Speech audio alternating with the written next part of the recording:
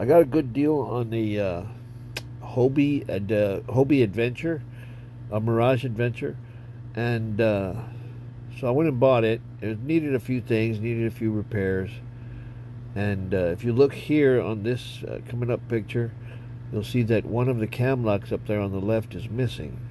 So I made a DIY cam lock, and here I'm going to show it to you. Kind of ugly.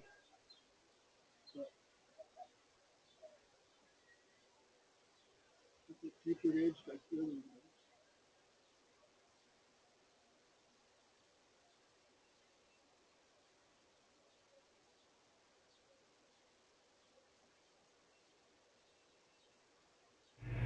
After making this cam lock, I realized that the bolt hole in the kayak itself was stripped out. So I drilled out the outside top of it, put a PVC column in there, and this is a quick video of my solution. Well, just to show you what I did, I used a hole saw kit to make a hole in here, and then I used a PVC. So what I did was I just cut out the top and left the broken shaft in there. Let me interrupt the video real quick. Let me give you some information on what I did. When I drilled out the top of the column right here, I used a 7/8 inch hole saw bit so that this 1/2 inch PVC would slide down into it. Now another thing is the column did not fit inside of the PVC, so I took a 3/8 inch paddle bit and I ran it inside the PVC. Leave it whole like this. Don't try to cut it to size. Leave it long. Anyway, so what I did was I drilled in and out a few times to rough, and not only that, besides making it bigger so that it would slide over the column, it roughed up the inside, which made it grab the plastic because I had to fill it with plastic. This is my old DIY cam lock. It's kind of ugly. I melted some plastic into a 2-inch hole in a 2x4, and then I cut all this out. But I went ahead and ordered a new one. So that one will just be a spare. I just wanted you to know that so that you know what size of bits to use to, it doesn't matter, whatever PVC you're using, that's what you're going to drill the top hole. But you're going to leave all the bottom part in there because it's actually still part of the bottom of the kayak. And then I slid the PVC all the way down till it hit the bottom.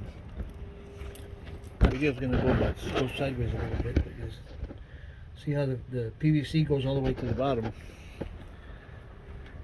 And then I filled it with plastic. This is the Rubbermaid trash can lid. I didn't have any Hobie plastic. So anyway, so I drilled it out. And then I drilled it out with a 1/4 inch bit. Where'd I put it? Oh, I already put it away. Anyway, I did a 1/4 inch bit, and I think this is 8mm. I'm not sure, but I changed the bolts. These are my own bolts, so they might not even be the actual size of the originals.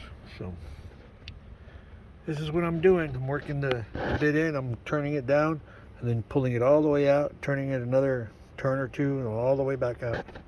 It's a lot of work, but seems like it's going to work for me because this bolt was going all the way down and just sliding right back out. So with a 1/4 inch hole in it, a little bit bigger bit, it should be all right. All right, my cam locks are in and they're holding and working. I had to elevate mine because this is actually a Pelican drive. It's not a Mirage drive, and it sits a little higher than the surface here. So I made these washers. And I added a regular washer on top so that my cam locks would grab it, and it's pretty solid. This is my DIY pedal drive, but looks to be working. So if you want to use this method,